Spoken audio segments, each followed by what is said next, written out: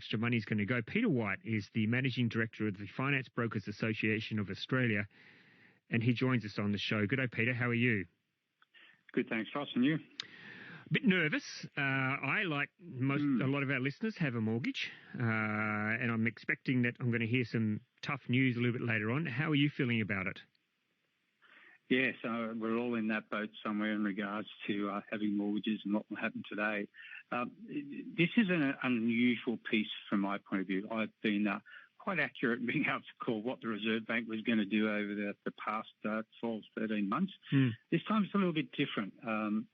My concerns are always that when the Reserve Bank meets and reviews data, they're looking at economic data that's 2 to 3 months old. It's not current.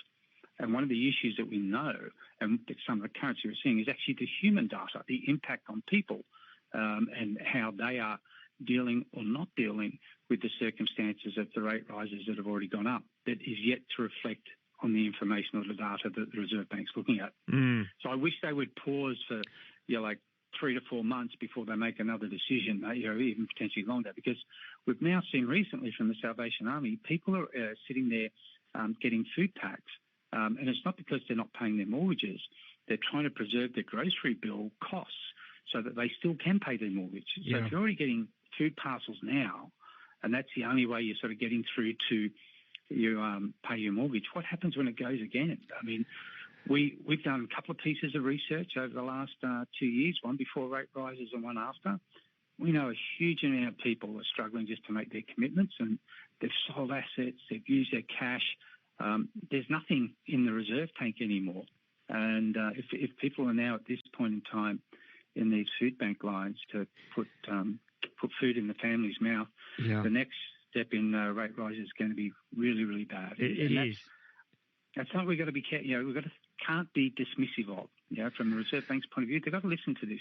But the problem being, and I'm not going to try and defend the Reserve Bank at all, but they don't have a lot of they basically have one tool, and that is because governments aren't brave enough to take decisions other than relying on the Reserve Bank to jack up interest rates. There are other things governments could do, but obviously they don't want to do it because who wants to agree to a rise in the GST or something like that, or other ways to try and curb inflation? But so the Reserve Bank has to try and keep inflation under control, and the problem is that inflation still isn't under control. So they don't really have many other choices, Peter White.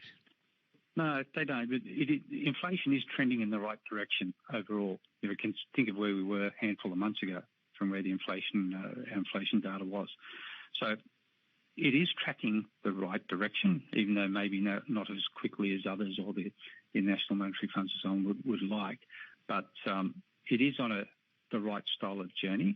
I think we're seeing some commentary from government at the moment in regards to their spending into infrastructure that maybe means to help pull things back. But that's a future thing. It's not a today thing either. So I agree there's not many levers, but I do think, though, one of the things they need to do is to stop and be a little bit more considered until they see the full impact of what's happened in the past to flow on today, especially with people that are in these sort of very difficult positions. Because, what happens next is lenders will go into mortgaging possession. They'll take possession of their homes and sell it. Yeah. And that becomes a really, really bad outcome that will have a huge impact. Because we all talked about the fixed rate mortgage cliff that peaked in July, and it was like 800,000 borrowers in that. And so we're still in the runoff effect of all these people that are still on the tail end of those cheaper fixed rate mortgages are still to test the waters in this new interest rate environment. So there's still a piece of that as well. You're seeing a lot of people, Peter White, on the front line here, people who are coming in, I'm assuming, to see you to try and get some sort of guidance or assistance or some help to try and get themselves into a better position. Can you provide much help to a lot of these people, or are they really gone well past that stage and there's not much that you can do from a broker's position, not much help you can offer them? How much hope you can offer them? As an industry association, it's not us, it's our members. Yes. So our members are seeing a lot of people coming to them, and there's a large percentage of people that we can, as an industry, help. But there are many, many options in the marketplace, and because quite often our borrowers only understand what they see on TV, so they see the major banks and maybe a couple of others, and that's the limited knowledge. There are many other options in the Australian marketplace as to be able to help people through this particular point in time if it doesn't fit within the criteria of a major bank, for example. So there are plenty of options out there, but there are those you just can't help. It could be a spin-off from the back of the pandemic times where people have lost their jobs, so on a lesser income or a single income where they used to be on two. It was okay when interest rates were cheaper, but as they've become more expensive, that's changed the dynamics of what they can afford to do. The rising cost of inflation has pushed all our grocery bills up, and electricity and petrol, all that sort of stuff that we're normally comfortable in doing. These all have a collateral impact on top of each other. So it's quite often not just the one thing, it's the multiple of everything that makes things harder. And you just get to the point where there's the next one thing that breaks the straw that breaks the camel's back, and then everything just goes horrible thereafter. And I'm really concerned that, my head says, yes, it's going to go up. Right? I tell you that now because the data that they're looking at suggests that it should. But my head says you're still not listening to the human impact of what you're doing and where people are today in the current marketplace with how they're surviving as of today. And this is the struggle for the Reserve Bank, and I know it, but... Yeah, a couple of texts on this. And my guest, by the way, is Peter White. He's the Managing Director of Finance Brokers Association of Australia. They've delivered a heartfelt statement today asking the Reserve Bank to please have a look at the real cost of increasing interest rates. I don't know that the Reserve Bank is going to listen, though. Some texts on this. Somebody says, oh, no, who would ever imagine that mortgage rates would go up from their record lows? And that's true. I mean, when I bought my first house many, many moons ago, within a couple of years, I was paying 18%. I think, interest rates. So when we talk about 4%, there's a world of difference. Yeah, Ross, I mean, on that point, I've been 45 years in this industry, and 2 years ago, I was talking to government saying interest rates are going to go up. You need to start a measured approach to this. It was always going to go up. We had never been in a period of such low interest rate environments in the 4.5 decades I have been in this industry.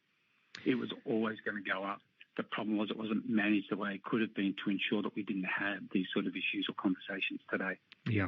Louise says a rise in the GST would alleviate inflation, and as it would affect those who aren't spending, and as it is, would affect those who aren't spending so they don't lose their house. The difference between the rich and the poor is only increasing, says Louise. Another text says interest rate increases are a lazy mechanism. Tax the rich.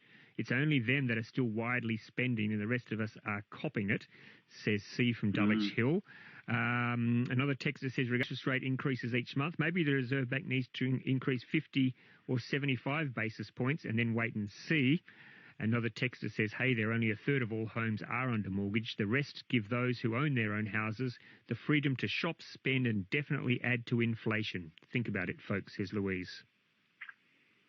Yeah, I don't know about the data of 1/3, but I think it's a lot more than that, but that's right. Yeah, it's going to be a tough one. We will wait. We'll all be a little bit wiser in about an hour and a half from now. But prepare for, if you are sitting on a mortgage at the moment, prepare for the news that you may have to find a little bit more every month. Good to chat with you this afternoon, Peter White. Thank you. Thanks, Ross. Thank you. Peter White, who is the Managing Director of the Finance Brokers Association of Australia.